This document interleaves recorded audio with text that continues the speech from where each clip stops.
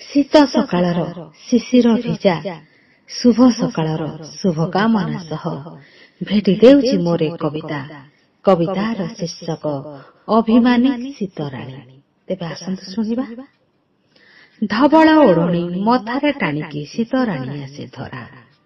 ସ୍ନିଗ୍ଧ ଶୀତଳତା ହୃଦୟରେ ଭରି କରେ ସେ ନିଜର ପରା।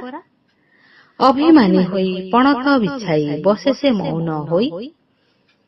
12 ମାସେ 6 ଋତୁ ମଧ୍ୟ ସିଏ ତା ସ୍ଥାନ ପଞ୍ଚମେ କାଇଁ। ଗରମ ହୁତାଶେ ଦୁନିଆ ଜଳିରେ ଶୀତଳ ପରଶ ଦିଏ। କେତେ ଫୁଲ ଫଳ ବୃକ୍ଷରେ ମଣ୍ଡିକି ଜୀବନ ବଞ୍ଚାଇଥାଏ। ବିଭିନ୍ନ ପ୍ରକାର ଚରମ ରୋଗରୁ ଶୀତରାଣୀ ରକ୍ଷା କରେ।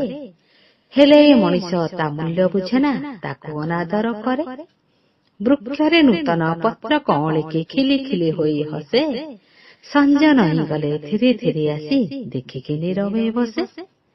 ସୂରୁଜ କିରଣ ମୁରୁଜ ବୁଣନ୍ତି କି ସୁନ୍ଦର ମନୋରମ।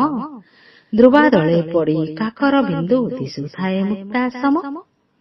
କିଛି ଦିନ ପରେ ଶୀତ ଫେରିଯିବ ତାର ସେ ଗନ୍ତବ୍ୟ ସ୍ଥଳେ। ଅଭିମାନୀ ହୋଇ ରୁଷିକି ବସିଛି ଧରଣୀ ମାର କୋଳେ। ଜୀବ ଜଗତ ତ ଖୁସି ଦେଖି ସିଏ ଆନନ୍ଦେ ହସୁଥିଲା। ଚାଲିଯିବା ବେଳ ହୋଇଗଲା ବୋଲି ଦୁଃଖରେ ସେ ଭାଙ୍ଗିଗଲା। ଚାଲିଯିବ ସେ ଛାଡ଼ିଯିବ ତାର କିଛି ସ୍ମୃତି ପାଦ ଚିହ୍ନ। ବରଷକେ ପରେ ପୁଣି ସେ ଆସିବ ତଥାପି ଅବୁଝା ମନ, ତଥାପି ଅବୁଝା ମନ। ଜୟ ଜଗନ୍ନାଥ, ନମସ୍କାର, ଶର୍ମିଷ୍ଠା ବରାଇ।